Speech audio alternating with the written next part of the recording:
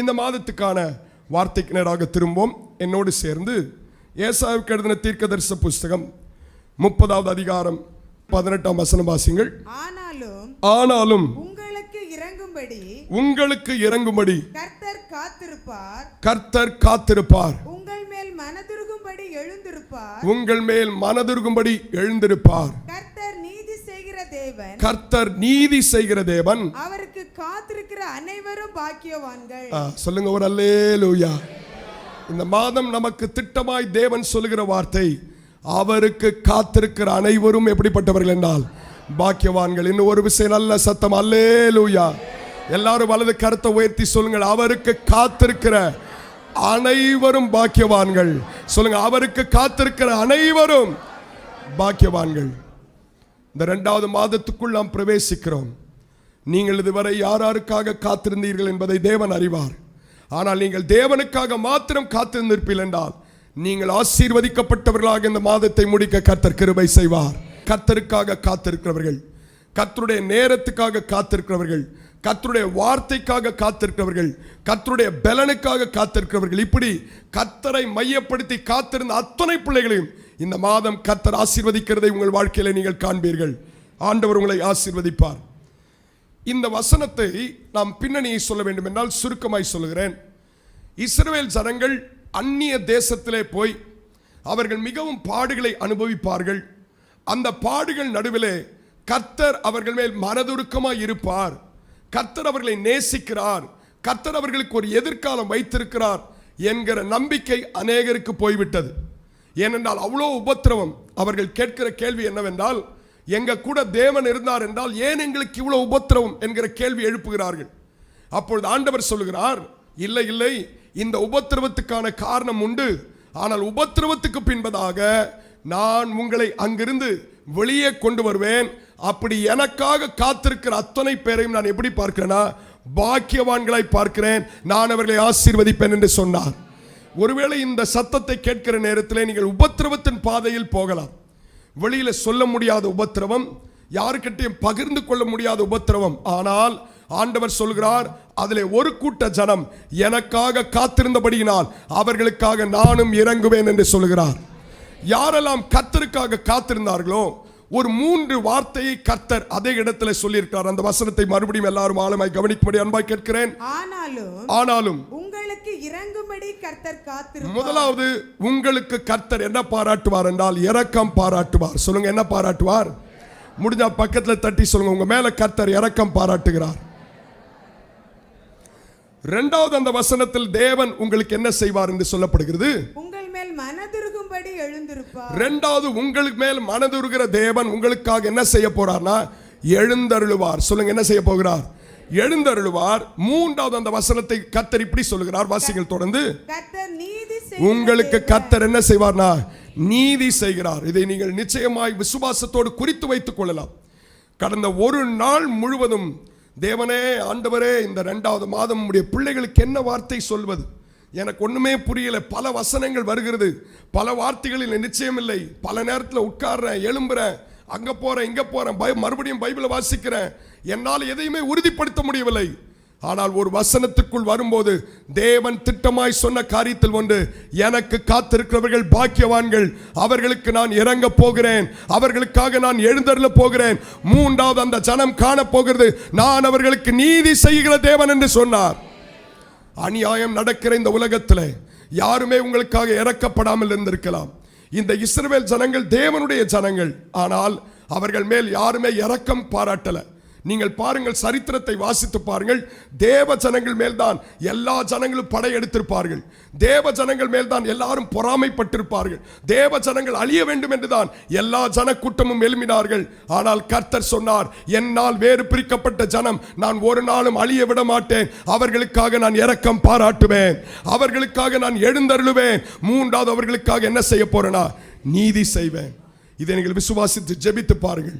அந்த வார்த்தை எப்படி உங்க வாழ்க்கையில் நிறைவேறுவது என்பதை உங்களால் காண முடியும். என்னால் தைரியமாய் சொல்ல முடியும்.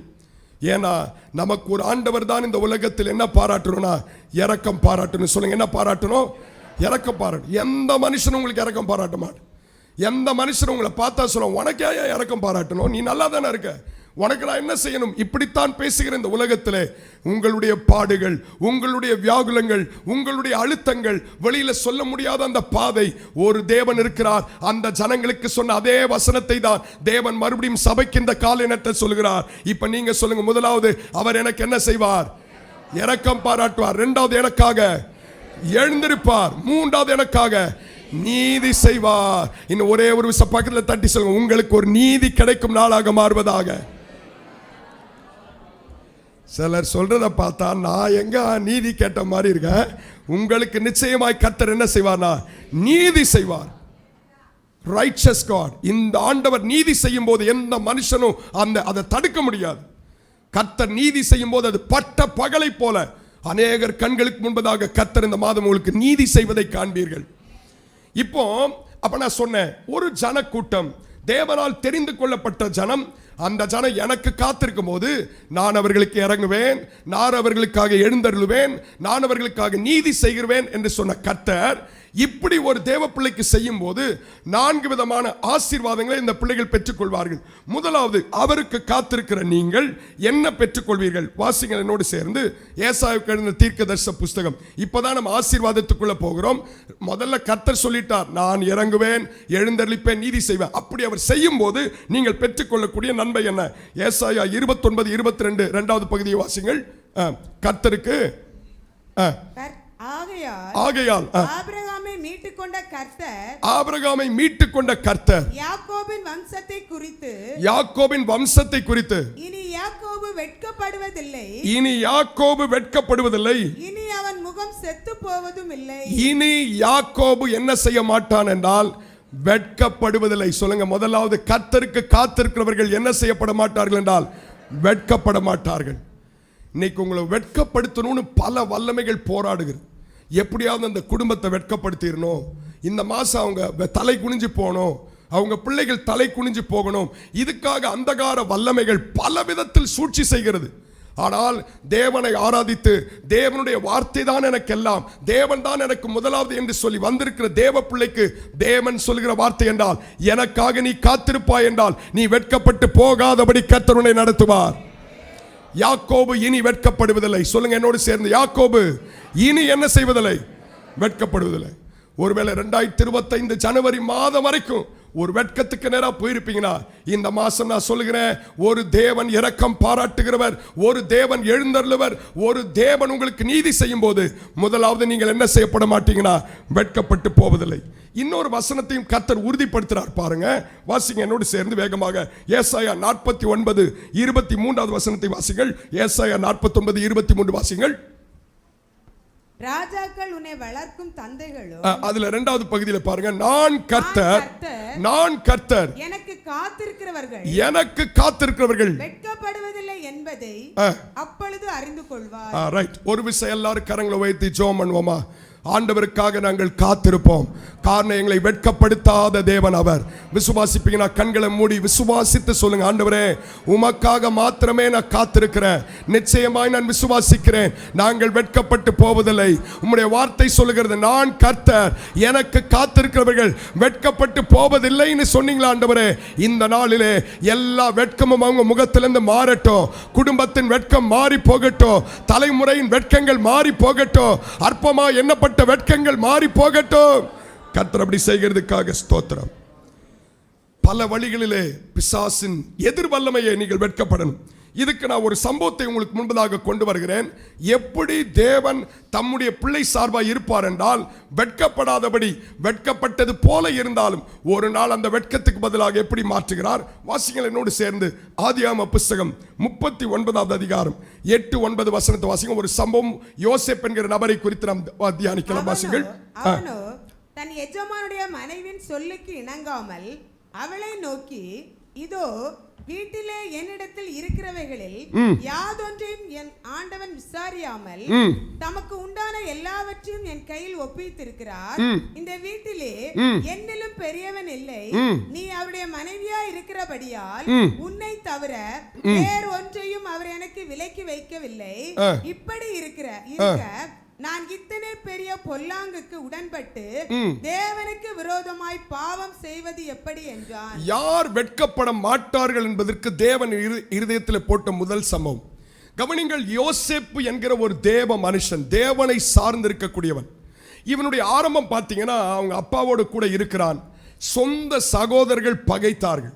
அவனை அழியணும்னு நினைச்சு அவனை குழியில போட்டாங்க, வஸ்திரத்தை கிழித்தார்கள், அவனுக்கு என்னென்னலாம் செய்ய முடியுமோ செய்தார்கள். ஒன்றும் நடக்கல. கடைசியில் பார்த்தாங்க, இவனை எங்கேயாவது வித்துருவோன்னு வித்தார்கள்.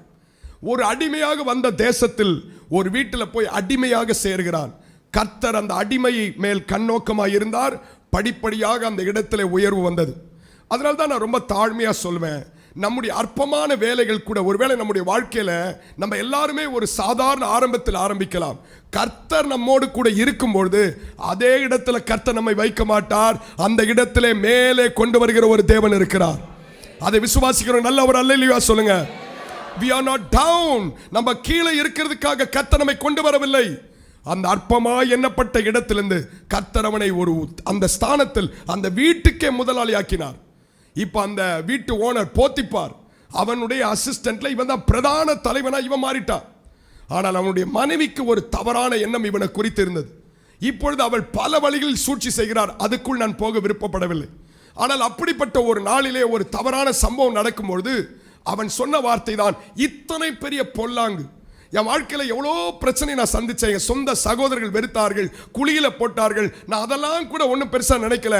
கர்த்தர் இப்ப என்னை வந்து இந்த ஸ்தானத்தில் வச்சிருக்கார். ஆனா நீ தவறா என்னை அணுக சொல்கிற, ஒரு காலம் நான் இந்த பாவத்தை கர்த்தருக்கு விரோதமாய் செய்ய மாட்டேன் என்று உறுதியாய் நின்று விட்டான். கர்த்தருக்கு விரோதமாய் செய்ய மாட்டேன் என்று சொன்ன உடனே உள்ள இருக்கிற பிசாசு, எதிர்த்தரப்பில் இருக்கவர்கள் வேற மாதிரி ரியாக்ட் பண்ணுது. உடனே அந்த குழப்பத்து நடுவே என்ன செய்யறதுன்னு தெரியல, பதற்றம். அவ சத்தம் போட ஆரம்பிக்கிறார். யாரோ வருகிறார்கள், இவனுடைய வஸ்திரத்தை பிடிக்கிறான். அவன் வஸ்திரத்தை முட்டு நிர்வாணமாக ஒரே ஓட்டமா ஓடிட்டான். இப்ப இவளுக்கு தெரிஞ்சிச்சு, இந்த விஷயம் வெளியில போச்சுன்னா வேற மாதிரி அவன் மேல சொல்லப்படும். இப்பொழுது என்ன செய்யலாம்?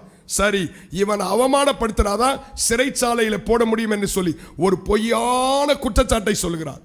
யாருமே ஏற்றுக்கொள்ள முடியாது. யாருமே அப்படிப்பட்ட ஒரு குற்றச்சாட்டு வரும்போது தாங்கிக் கொள்ள முடியாது. அவர்கள் முறுமுறுப்பார்கள். தேவன் ஏன் இந்த பாதையில் அனுமதித்தார்? வீட்டுக்கார் வந்தோடனே சொன்னான், அந்த பாருங்க, என்கிட்ட தவறா நடக்க நினைச்சா. அவனை கொண்டு சிறைச்சாலையிலே போட்டார்கள். சிறைச்சாலையிலே போடுகிற அனுபவம் என்பது சாதாரணமானதல்ல. செய்த குற்றத்துக்காக அல்ல, செய்யாத ஒரு குற்றத்துக்காக 13 ஆண்டு காலம் சிறைச்சாலையில் இருந்தார். கொஞ்சம் யோசித்து பாருங்க. எல்லாருமே இப்படிப்பட்ட குற்றச்சாட்டில் உள்ள எந்த ஒரு இடத்துல போனாலும் அவமானகரமான வார்த்தைகள், என்னென்னலாம் செய்திருப்பான், எப்படிலாம் இருந்திருப்பான், எப்படி கையும் களமா பிடிப்பட்டான், இப்படியெல்லாம் எத்தனை வார்த்தைகளை கேட்ட போதும் ஒரு நாள் வந்தது, உங்கள் தேவன் நீங்கள் அவருக்காக காத்திருப்பீர்கள் என்றால். வாசிங்கள் ஆதியாகம புஸ்தகம் 41வது அதிகாரம் 39ஆம் வசனம் 40வது வசனத்துல நம்முடைய தேவன் யார்? பின்பு பார்வோன் யோசேப்பை நோக்கி தேவன் இவைகள் எல்லாவற்றையும் உனக்கு வெளிப்படுத்தி இருக்கிறபடியால் உன்னை போல விவேகமும் ஞானம் உள்ளவன் வேறொருவனும் இல்லை. நீ என் அரண்மனைக்கு அதிகாரியாய் இருப்பாய். போதும் சொல்லுங்க, நீ என் அரண்மனைக்கு என்னவாய் இருப்பாய்? ஒரு நாள் சொல்லப்பட்ட குற்றச்சாட்டு பாலியல் குற்றச்சாட்டு, செய்யாத குற்றத்துக்கு அவமானம், எல்லாரும் முன்னாடி அவமானப்பட்டு தலை குனிந்து போனான். ஆனா 13 ஆண்டுகளுக்குள்ள கர்த்தர் ஒரு நாள் வைத்திருந்தார். தேவனுடைய நேரம் வந்தது. ஆண்டவருக்காக காத்திருந்தபடியினால் வெட்கப்பட்ட தேசத்திலே யோசேப்பின் தலையை கர்த்தர் உயர்த்தினார். சொல்லுங்க ஒரு அல்லேலூயா. ஒருவேளை உங்கள் மேல் சொல்லப்பட்ட குற்றச்சாட்டுகள் நீங்கள் ஏற்றுக்கொள்ள முடியாதது போல இருக்கலாம். பலவிதமான தவறான வார்த்தைகள். 13 ஆண்டுகள் அந்த சிறை கம்பியை பிடிக்கும் போதெல்லாம் யோசிச்சிருப்பான், செய்யாத குற்றச்சாட்டை என் மேல சொல்லிட்டாங்க, தேவையில்லாத குற்றச்சாட்டை என் மேல சொல்லிட்டாங்க, நான் என்ன தவறு செய்த ஆண்டவரே என்கிற கேள்வி அவனுக்குள் இருந்தாலும் ஒரு நேரம் கூட கர்த்தரை அவன் முறுமுறுக்கவில்லை. ஒரு நேரம் கூட தேவனை குறித்து தவறாய் பேசவில்லை. நான் சொல்றேன், ஒருவேளை உங்களை மனிதன் அவமானப்படுத்த நினைத்து உங்களுக்கு வெட்கத்தை கொண்டு வர பல இடத்துல போராடினாலும் இந்த தேவன் அதை பார்க்கிறார். உங்கள் வெட்கத்தை கர்த்தர் ஆசீர்வாதமாய் மாற்றுவார். உங்கள் வெட்கத்துக்கு பதிலாக கர்த்தர் உங்களை கீர்த்தியும் புகழ்ச்சியுமாய் வைப்பார். அதை விசுவாசிங்க, அதை விசுவாசிங்க. ஏன்னா உங்களுக்காக ஒரு கர்த்தர் இறங்கி இருக்கிறார். உங்களுக்காக ஒரு கர்த்தர் எழுந்தருளி இருக்கிறார். உங்களுக்காக ஒரு கர்த்தர் என்ன செய்ய போகிறானா, நீதி செய்கிற ஒரு கர்த்தர் இருக்கிறார். அவர் எழுந்தருளி நீதி செய்வார்னா இப்படித்தான் நடக்கும். இப்ப சொல்லுங்க, அதே வயசான அம்மா இவனுக்கு முன்னாடி வரும்போது அந்த அம்மாவுக்கு எவ்வளவு உள்ளம் வெந்து போயிருக்கும். நான் இவன் மேல குற்றச்சாட்டு சொன்னேன், தவறா சொன்னேன். ஆனா அவன் ஆராதிக்கிற தேவன் ஒருத்தர் இருந்தார். அவர் உண்மையாகவே உண்மை உள்ள தேவனாக அவனை உயர்த்துவதற்கு போதுமானவராய் இருந்தார். இன்னைக்கு நீங்க போகிற பாதை எதுவாய் இருந்தாலும், இன்றைக்கு இந்த பொல்லாத உலகத்திலே இந்த பிசாசின் வல்லமைகள் எதிர்த்து கொண்டிருக்கிற நேரத்திலே நீங்கள் ஆண்டவருடைய நேரத்துக்காக தேவனையே சார்ந்து இந்த பாடுகள் வழியா போகும்போதும் எனக்கு என் ஆண்டவர் போதும் என்று சொல்லி இருப்பில் என்றால் உங்கள் வாழ்க்கை சிறைச்சாலையோடு முடிந்து போகாது. சிங்காசனம் உங்களுக்காக காத்திருக்கிறது. சொல்லுங்க, சிறைச்சாலை கடைசி அல்ல, சிங்காசனத்துக்கு மறுபடியும் கர்த்தர் கொண்டு வருவார். ஒருவேளை அந்த பாவத்தை செய்து அவளோடு உடன்பட்டிருப்பான் என்றால் அந்த வீட்டுக்கு தான் ஒருவேளை முதலாளியா இருந்திருக்கலாம். ஆனால் கர்த்தருடைய நேரத்துக்காக கர்த்தருடைய வார்த்தைக்காக காத்திருந்தபடியினால் சிறைச்சாலையிலிருந்து கர்த்தர் சிங்காசனத்துக்கு அவனை கொண்டு போனார். அதனால தான் ஒரு வசனம் சொல்கிறது, வாசிங்க. சங்கீதம் 25வது அதிகாரம் 3ஆம் வசனத்தை வாசிங்கள். சங்கீதம் 25:3 வாசிங்கள். எப்படிப்பட்ட தேவன் அவர். உம்மை நோக்கி காத்திருக்கிற ஒருவர், எல்லாருமே சேர்ந்து வாசிக்கலாமா? எல்லாரும் சேர்ந்து வாசிக்கலாம். உம்மை நோக்கி காத்திருக்கிற ஒருவரும் வெட்கப்பட்டு போகாதபடி செய்யும். முகாந்திரம் இல்லாமல் துரோகம் பண்ணுகிறவர்கள் என்னப்பட்டு போவார்கள் என்றால் வெட்கப்பட்டு போவார்கள். சொல்லுங்க, முகாந்திரம் இல்லாமல் துரோகம் பண்றவங்க என்ன பண்ணுவார்கள்? வெட்கப்பட்டு போவார்கள். ஆனா நம்ம யாரும் முகாந்திரம் இல்லாமல் நம்ம யாருக்கு துரோகம் பண்ண வேண்டாம். நாம் அப்படிப்பட்டவர்களாக இருக்க வேண்டாம். நாம் ஒன்றே ஒன்றுதான், நீங்களும் நானும் கர்த்தருக்காக காத்திருப்போம் என்றால் நிச்சயமாய் வெட்கப்படாதபடி கர்த்தர் நடத்துவார். எஸ்தர் புஸ்தகத்தில் ஒரு சம்பவம் இருக்கு, வாசிங்க. அந்த வசனத்தை வாசிங்க. எஸ்தர் 6வது அதிகாரம் 4ஆம் வசனத்தை வாசிங்கள். எஸ்தர் 6:4 வாசிங்கள். ஆமான் தான் செய்த தூக்கு மரத்திலே மொர்தெகாயை தூக்கி போட வேண்டும் என்று ராஜாவிடத்தில் பேசும்படி ராஜா அரண்மனையின் வெளி முற்றத்திலே வந்திருந்தான். அப்பொழுது ராஜா, முற்றத்தில் இருக்கிறது யார் என்று கேட்டான். ராஜாவின் ஊழியர்கள், நீங்கள் இப்படியே 12ஆம் வசனத்தை வாசிக்க. சம்பவத்தை நான் சொல்லி 12ஆம் வசனம். பின்பு மொர்தெகாய் ராஜாவின் அரண்மனை வாசலுக்கு திரும்பி வந்தான். ஆமானோ வென்றால் சஞ்சலப்பட்டு முக்காடிட்டு கொண்டு தன் வீட்டுக்கு தீவிரித்து போனான். ஒரு ராணுவ அதிகாரி அந்நிய அம்மோனிய ஜீவனுள்ள தேவனுடைய பிள்ளை, ஆராதிக்கிற தேவ பிள்ளை ஆகிய மொர்தெகாய் என்கிற மனுஷனுக்கு விரோதமா தூக்கு மரத்தை செஞ்சு வச்சிருந்தானா. ஆனா கர்த்தர் யார் தெரியுமா? தூக்கு மரத்தை செய்தவனுக்கே அவன் முக்காடிட்டு கொண்டு போக செய்து அதே தூக்கு மரத்தில் கர்த்தர் அவனை தூக்கி போட அங்கே செயல்பட்டார். இதுதாங்க நம்முடைய ஆண்டவர். இந்த மொர்தெகாய் யார்? கர்த்தருக்காக காத்திருந்தவன். மொர்தெகாயும் எஸ்தரும் ஜீவனுள்ள தேவனுடைய பிள்ளைகள், கர்த்தரை ஆராதிக்கிற பிள்ளைகள், கர்த்தர் தான் எங்களுக்கு எல்லாம் என்று வாழ்ந்த பிள்ளைகள். இன்னைக்கு அப்படி ஒரு மனுஷன் கர்த்தரையை சார்ந்து அவருடைய நேரத்துக்காக, வார்த்தைக்காக, வழிகளுக்காக கர்த்தர் எனக்கு நீதி செய்வான்னு காத்திருப்பான் என்றால் எந்த ஆமான்கள் உங்களுக்கு முன்பதாக நிற்க முடியாது. சொல்லுங்க, எந்த ஆமான்கள் என்ன செய்ய முடியாது? நிற்க முடியாது. எந்த போத்திப்பாரின் மனைவிகள் உங்களுக்கு முன்பதாக நிற்க முடியாது. நீங்க ஆண்டவரை சார்ந்துருங்க, ஆண்டவரை சார்ந்துருங்க. இன்னும் ஆண்டவரை பிடித்துக் கொள்ளுங்க. இன்னும் ஆண்டவருடைய நேரத்துக்காக காத்துருங்க. தேவனையே சார்ந்திருக்கிற உங்களை கர்த்தர் முதலாவது வெட்கப்படாதபடி நடத்துவார். இரண்டாவது, இந்த ஆண்டவர் உங்களுக்காக இறங்கும் பொழுது, எழுந்தள்ளும் போது, நீதி செய்யும் போது என்ன நடக்கும் உங்க வாழ்க்கையில? சங்கீதம் 27:14 வாசிங்கள். சங்கீதம் 27:14. இரண்டாவது, ஆண்டவருக்காக காத்திருக்க பிள்ளைகளுக்கு தேவன் என்ன செய்வார்? கர்த்தருக்கு காத்திரு, அவர் உன் இருதயத்தை ஸ்திரப்படுத்துவார். அவர் உன் இருதயத்தை ஸ்திரப்படுத்துவார். திடமனதாய் இருந்து கர்த்தருக்கே என்ன செய்யணும்? காத்திரு. இரண்டாவது, யாரெல்லாம் தேவனுக்காக காத்திருக்கிறார்களோ கர்த்தர் அவங்க இருதயத்தை கரைய செய்கிற கர்த்தர் அல்ல, அவர்கள் இருதயத்தை கர்த்தர் சிறப்படுத்துவார். ஆனா நான் உங்களை பார்த்து ஒரு கேள்வி கேட்கிறேன். நீங்க காத்திருக்கும் போது இருதயம் உங்களுக்கு ஸ்ட்ராங்கா இருக்கா, பலவீனமா இருக்கா? நான் எப்படி அதை என் வாயால சொல்லுவேன்? நாளுக்கு நாள் காத்திருக்க உங்கள் இருதயம் ஸ்திரமாயிட்டா, கரைந்து போயிட்டா? உள்ளபடி சொல்ல போனா நம்ம எல்லாரும் ரொம்ப நாள் வெயிட் பண்ணா நமக்குள்ள என்ன வந்துடுது? என்ன ஆண்டவர் உயிரோடு தான் இருக்கிறாரா இல்லையா? போன மாசம் நல்லா பண்ணாரு, இந்த ஒரு காரியத்தை செய்ய மாட்டேன்றாரு. இன்னைக்கு அநேகர் சொல்றது, அதெல்லாம் ஆண்டவர் செஞ்சார், ஆனா இந்த ஒரு காரியத்தை மட்டும் கர்த்தர் செய்யல அப்படின்னு சொல்லும்போது அவர்கள் இருதயம் கரைந்து போகிறது. இன்னைக்கு இருதயம் கரைந்து போறதுக்கான காரணத்தில் ஒன்று நான் சொல்றேன். அநேகருடைய விசுவாசம் குறைந்து போனா இருதயம் கரைந்து போயிடும். நீங்கள் கர்த்தர் மேல் கர்த்தர் தான் என்று விசுவாசித்து நிற்கிற அந்த நிலை வரை உங்கள் இருதயம் ஸ்திரமாயிருக்கும். ஆனால் கர்த்தரை விட்டு கொஞ்சம் நீங்க தூரம் போனாலும், அவிசுவாசமான வார்த்தைகளை பேசினாலும், பைபிள் சொல்லுகிறது, என்னாகும் 14ஆவது அதிகாரம் வாசிக்க வேண்டாம். 10 பேர் வேவு பார்க்க போனார்கள், 12 பேர் போனார்கள். 10 பேர் வந்து சொன்ன வார்த்தை என்ன தெரியுமா சொன்னார்கள்? அந்த தேசத்துக்குள் நம்மால் போக முடியாது என்று சொல்லி அவர்கள் ஜனத்தின் இருதயத்தை என்ன செய்த போனார்களா? கரைந்து போக செய்தார்கள். இன்னைக்கு அப்போ தேவ பிள்ளைகளை, உங்களுக்கு சூழ்நிலைமைகள் நீங்க காத்திருக்க இருதயம் கரைந்து கொண்டிருக்கும் என்றால் மறுபடி ஆண்டுடைய சமூகத்தில் சொல்லுங்க, இல்ல நான் கர்த்தருக்கே காத்திருப்பேன், அவரையே விசுவாசித்துக் கொண்டிருப்பேன், கர்த்தரின் இருதயத்தை ஸ்திரப்படுத்துவாராக. இன்னைக்கு பிசாசு உங்க இருதயம் கரையணுன்றதுக்கு தான் அவனுடைய எண்ணம். நீங்க கரைஞ்சிடணும், கர்த்தருக்கு விரோதமா பேசிடணும். அதனால்தான் அவ்வளோ போராட்டம் வரும்போதும் யோபு சொன்னா, இல்ல கர்த்தர் கொடுத்தார்ப்பா, அது கர்த்தர்கிட்ட இருந்து வந்தது. நான் சம்பாரிச்சேன் நினைக்கிறியா? இல்ல என் கையில இருந்து வந்ததா? கர்த்தர் கொடுத்தார், கர்த்தர் எடுத்தார். எப்படி யோபு சொல்ல முடிந்தது? 10 பிள்ளைங்க மரிச்சு போயிட்டாங்களே, ஒரே நாள் 10 அடக்கம் பண்ண முடியுமா? ஒரே வீட்டுல, அந்த ஒரே வீட்டுல 10 அடக்கம் பண்ணினார். அன்னைக்கு அடக்கம் பண்ணிட்டு வந்து சொன்னா, கர்த்தர் கொடுத்தார், கர்த்தர் எடுத்தார், கர்த்தருடைய நாமத்துக்கு ஸ்தோத்திரம்.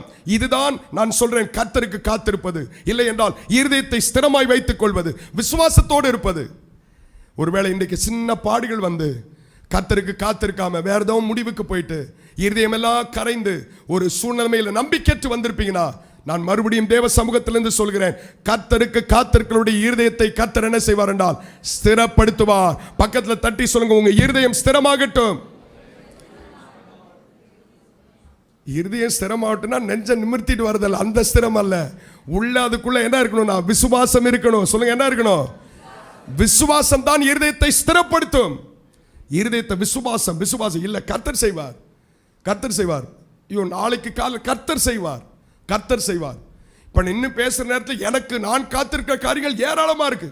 அதுக்காக கர்த்தர் இல்லைன்னு சொல்லிட முடியுமா? இல்லைன்னா கர்த்தர் செய்யலன்னு சொல்லிட முடியுமா? இல்ல கர்த்தர் செயல்படலன்னு இருதயத்தை கரையை செய்து விட்டு ஓரத்தில் உட்கார முடியுமா? கிடையாது. அவருக்கு காத்திருந்தா இருதயத்தை ஸ்திரப்படுத்துவார். விசுவாசம் உள்ள அதிகமாக ஆக இருதயத்தை கர்த்தர் நிச்சயமாய் ஸ்திரப்படுத்துவார். அதே வசனத்துக்கு முந்தின வசனத்தில் ரொம்ப அழகா சொல்றார் பாருங்க, அந்த விசுவாசத்தை குறித்து. சங்கீதம் 27:13 வாசிங்கள். நானோ ஜீவனுள்ள ஒரு தேசத்திலே கர்த்தருடைய நன்மையை காண்பேன் என்று. எல்லாருமே சேர்ந்து வாசிக்கலாமா? கொஞ்சம் சத்தமா வாசிங்க. நானோ ஜீவனுள்ள ஒரு தேசத்தில் கர்த்தருடைய நன்மையை காண்பேன் என்று விசுவாசியாது இருந்தால் என்ன ஆயிருப்பேன்? இன்னைக்கு நிறைய பேர் விசுவாசியாம போய் எப்படி போயிடுறாங்கன்னா கெட்டு போயிடுறாங்க. ஆனா விசுவாசிக்கிற பிள்ளைகளுக்கு மறுபடியும் சங்கீதக்காரன் சொல்கிறான், இல்லப்பா, நீ கர்த்தருக்கு காத்திரு, திடமனதாய் இருந்து கர்த்தருக்கே காத்திரு, அவன் உன் இருதயத்தை என்ன செய்வானா? ஸ்திரப்படுத்துவார். இன்னைக்கு இருதயம் கரைஞ்சு போய் வந்திருக்கீங்களா? இருதயம் உடைஞ்சு போய் வந்திருக்கீங்களா? இனிமேல் இப்படிப்பட்ட ஒரு வாழ்க்கை வேண்டான்னு நினைக்கிறீங்களா? இல்ல கர்த்தர் ஏன் இவ்வளவு தாமதிக்கிறார் என்று கர்த்தர் மேல் பல கேள்விகளோடு வந்திருக்கீங்களா? தேவ வார்த்தையாய் உங்களிடத்தில் நேரடியாக வருகிறது. கர்த்தருக்கு காத்திருக்கிறவருடைய இருதயத்தை கர்த்தர் இந்த நாளிலே விசுவாசம் அதிகாக கர்த்தர் அதை ஸ்திரப்படுத்துவாராக. வாசிக்க போற ஒரு சம்பவத்தை மாத்திரம் வாசிங்க. ஆதியாகமம் 18:10 வாசிங்கள். ஆதியாகமம் 18:10 ஒரே ஒரு சம்பவத்தை வாசினா அடுத்தது. ஒரு உற்பவ கால திட்டத்தில் நிச்சயமாய் உன்னிடத்திற்கு திரும்ப வருவேன், அப்பொழுது உன் மனைவியாகிய சாராளுக்கு ஒரு குமாரன் இருப்பான் என்றார். சாராள் அவருக்கு பின்புறமாக கூடார வாசலில் இதை கேட்டுக் கொண்டிருந்தாள். போதும். இந்த ஒரே ஒரு சம்பவத்தை நல்லா கவனிங்கள். தேவ தூதனானவர் அன்றைக்கு ஆபிரகாம் வீட்டுக்கு போய் சொல்றாரு, எப்பா, ஒரு உற்பவ காலகட்டத்தில் நான் குறித்த நேரத்தில் உனக்கு ஒரு பிள்ளையை நீ கையில் எடுப்ப அப்படின்னு சொன்னா ஆபிரகாம் கேட்டுக்கிறார், அப்படி ஆண்டவரே. ஆனா உள்ள பக்கத்து அந்த ஸ்கிரீனுக்கு அந்த பக்கம் இருக்கிற மனைவி நினைக்கிறாங்க, என்ன இதெல்லாம் சாத்தியமானது சொல்றீங்களா? நான் எப்படி ஆயிட்டேனா, கிளவி ஆயிட்டேன். நான் கிளவி ஆனனோ இல்லையோ, எங்க முன்னாடி நிற்கிறாரு எங்க ஆண்டவர். அவர் எப்படி இருக்காரு? எங்க கணவர் எப்படி இருக்காரு? அவர் என்னை விட பயங்கர கிளவு. அவர் 100, நான் 90. அப்புறம் எங்களுக்கா இந்த பிள்ளை பிறக்கும் என்று சொல்லி அவர்கள் நகைத்தார்கள். உடனே ஆண்டவர் கேட்கிறாரு, நிறைய பேர் இன்னைக்கு நகைக்கிறாங்க. கர்த்தருக்கு காத்திருன்னு சொன்ன அவர்கள் நகைக்கிறார்கள். இதுக்கு மேலேயா நடக்க போகுது? இதுக்கு மேலேயா வழி திறக்க போகுது? இதுக்கப்புறமா கர்த்தர் செய்வார். உடனே கர்த்தர் ஒரு வார்த்தையை கேட்டார். அதையும் ஆண்டவர் நம்ம இருதயத்தை ஸ்திரப்படுத்துவதற்கு கேட்கிற கேள்வி. வாசிங்கள் 14 வசனம். கர்த்தரால் ஆகாத காரியம் உண்டோ? எல்லாரும் சேர்ந்து வாசிங்க 14 வசனம். கர்த்தரால் ஆகாத காரியம் ஒன்று உண்டோ? உற்பவ கால திட்டத்தில் உன்னிடத்திற்கு திரும்ப வருவேன், அப்பொழுது சாராளுக்கு ஒரு குமாரன் இருப்பான் என்றார். அதே போல ஆனா உடனே சொல்றாங்க, சாராள் நகைக்கிறா. எனக்கு நகைக்கிற சத்தம் கேக்குது. இன்னைக்கு எத்தனை பேர் நகைக்கிற சத்தம் தேவனுக்கு கேக்குதுன்னு எனக்கு தெரியல. ஆனா திட்டமா சொல்றேன், கர்த்தரால் ஆகாத காரியம் ஒன்று உண்டோ என்கிற விசுவாசத்துக்குள்ள வருவீங்கன்னா உங்கள் காத்திருத்தல்ல இருதயம் இன்னும் ஸ்திரமாகும், அது உடைந்து போகாது. இன்னைக்கு நாளுக்கு நாள் நேரமாக இருதயத்தை பலவீனப்பட விட்டுறாதீங்க. நேரம் வந்துருச்சு, கிடைக்க போற நேரம் வந்துருச்சு, பெருமழையின் சத்தம் கேட்கிற நேரம் வந்துருச்சு, ஒரு பெரிய அறுவடை கண்களுக்கு தெரிகிறது, எல்லாமே சார்ந்தவே அது வந்து கிட்ட வந்துருச்சு. அதுக்கு முன்னாடி பேசிடாதீங்க. இப்படித்தான் ஒருத்தர் பேசிட்டாரு, கர்த்தர் அவர் வாயே மூடிட்டார். வாசிங்க லூக்கா 1:13. இருதயம் ஸ்திரம் இல்லாம காத்திருந்தீங்கன்னா நிச்சயமாய் அதை பெறும்போது உங்கள் வாய் அடைக்கப்பட்டிர கூடாது. ஒரு மனுஷனுக்கு அப்படி அடைச்சிட்டார். தூதன் அவனை நோக்கி, சகரியாவே பயப்படாதே, உன் வேண்டுதல் கேட்கப்பட்டது, உன் வேண்டுதல் கேட்கப்பட்டது. மனைவியாகிய எலிசபெத் உனக்கு ஒரு குமாரனை பெறுவாள், அவனுக்கு யோவான் என்று பெயரிடுவாயாக. 18ஆம் வசனம் வாசிங்க. 18ஆம் வசனம். அப்பொழுது சகரியா தேவதூதனை நோக்கி, இதை நான் எதனால் அறிவேன்?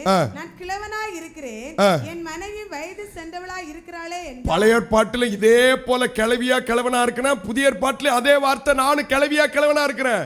தேவதூதன் சொல்றாரு, இது நடக்கிற வரைக்கும் நீ வாயை என்ன செய்யக்கூடாது, பேசக்கூடாது, வாயை மூடிட்டார். பாருங்க, நம்முடைய ஆண்டவர் சில நேரத்தில் சிலருக்கு சிலது மூடினாதான் அது நடக்கும் போல இருக்கு. வாயை மூடிட்டார். அவன் வெளியில வரும்போது வந்து ஆக்ஷன் பண்ணிக்கிட்டு இருந்தானா. ஆனால் இருதயத்தில் விசுவாசமாய் இருந்த அத்தனை பேரும் கர்த்தருக்கு காத்திருக்கும் போதெல்லாம் கர்த்தர் இருதயத்தை சிறப்படுத்தினார். என்ன வார்த்தை கர்த்தர் சொன்னாரோ அவர்கள் காத்திருந்த பிள்ளைகளுக்கு நிறைவேற்றி இருக்கிறார். ஆனா அதுக்கு முன்னாடி இருதயம் சரம் இல்லாம போயிடாதீங்க, இருதயம் அவிசுவாசமா பேசிடாதீங்க, இல்லனா தேவனை விட்டு தூரம் போறதுக்கு நிலைக்கு போயிடாதீங்க. கர்த்தரை சார்ந்திருங்கள். அப்ப நான் முதல்ல சொல்வேன், கர்த்தருக்கு காத்திருக்கிறவர்கள் முதலாவது என்ன செய்வதில்லை? எல்லாரும் சேர்ந்து சொல்லுங்க, முதலாவது என்ன செய்வதில்லை? வெட்கப்பட்டு போவதில்லை. இரண்டாவது, கர்த்தருக்கு காத்திருக்கிறவருடைய இருதயத்தை கர்த்தர் ஸ்திரப்படுத்துவார். மூன்றாவது, ஒரே ஒரு வசனத்தை வாசிங்க. நீதிமொழிகள் 20ஆவது அதிகாரம் 22ஆம் வசனத்தை வாசிங்கள்.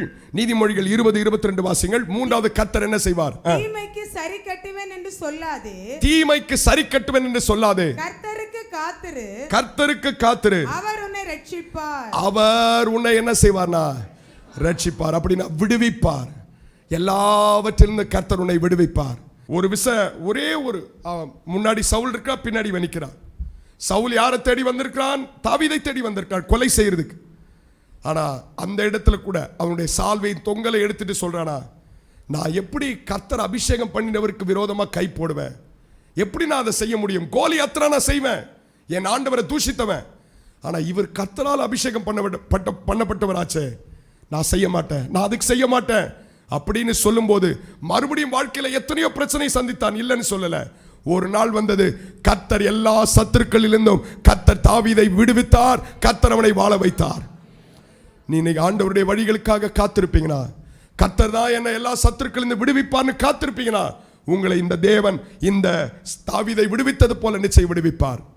ஆனா கர்த்தரை விட்டுட்டு உலக மனுஷனை போல, அந்நிய மனுஷனை போல பல பல வழிகளை தேடி போவீங்கன்னா, நிச்சயமாய் சொல்றேன், நீங்கள் சவுலை போல வெட்கப்பட்டிருக்க. இன்னைக்கு தேவ பிள்ளைகள் சவுலுடைய வழிகள் நமக்கு வேணாம். தாவீதை போல கர்த்தருக்காக காத்துருங்க, கர்த்தருடைய வழிகளுக்காக காத்துருங்க, கர்த்தர் சொன்ன வார்த்தையை பிடித்துக் கொண்டு காத்துருங்க. அப்படி நீங்க காத்திருப்பீங்கன்னா எல்லா சத்துருக்களிலிருந்தும் கர்த்தர் நிச்சயமாய் உங்களை விடுவிப்பார். மூன்றாவது சொல்லுங்க, கர்த்தருக்கு காத்திருக்கிற கர்த்தர் என்ன செய்வார்? விடுவிப்பார். பக்கத்தில் தட்டி சொல்லுங்க, உங்களை எல்லாவற்றிலிருந்து கர்த்தர் விடுவிப்பார். அது நீ என்ன பிரச்சனை இப்ப போய் கொண்டிருந்தாலும் உங்களை விடுவிக்கிற ஒரு ஜீவன் உள்ள தேவன் இருக்கிறார். உலக மனுஷன் பிரச்சனையின் மேல பிரச்சனை உள்ள போடுவான், ஆனா ஜீவன் உள்ள தேவன் உங்களை அதிலிருந்து விடுவிப்பார். ஏதோ ஒரு பெரிய சிக்கல்ல போய் சிக்கிட்டீங்களா, யாருக்குமே சொல்ல முடியல, வெளியிலே சொல்ல முடியல, அப்படிப்பட்ட ஒரு குழியில விழுந்துட்டீங்களா, இன்னைக்கு ஆண்டவரை பார்த்து சொல்லுங்க, ஆண்டவரே உமக்காக நான் காத்திருக்கிறேன், ஆண்டவரே உம்முடைய ரட்சிப்புக்காக நான் காத்திருக்கிறேன் என்று சொல்வீர்கள் என்றால், இந்த தாவீதை விடுதலையாக்கின கர்த்தர் உங்களையும் அதே இடத்திலிருந்து விடுதலையாக்குவார். தேவ சமூகத்தில் விசுவாசத்தோடு நான் சொல்லிக் கொண்டிருக்கிறேன். இந்த ஆண்டவர் சொன்னார், நான் என் பிள்ளைகளை எனக்கு காத்திருக்கிறவர்கள் நான் அவங்களுக்கு என்ன செய்ய போறேனா, அவர்கள் பாக்கியவான்கள். முதல்ல நான் அவர்களுக்கு என்ன செய்வேன்? நான் இறங்குவேன். இரண்டாவது, நான் அவங்களுக்காக எழுந்திருப்பேன். மூன்றாவது, அவர்களுக்கு நீதி செய்வேன். அப்படி நான் செய்யும் போது அவர்கள் முதலாவது என்ன செய்யப்படுவதில்லைனா வெட்கப்படுவதில்லை.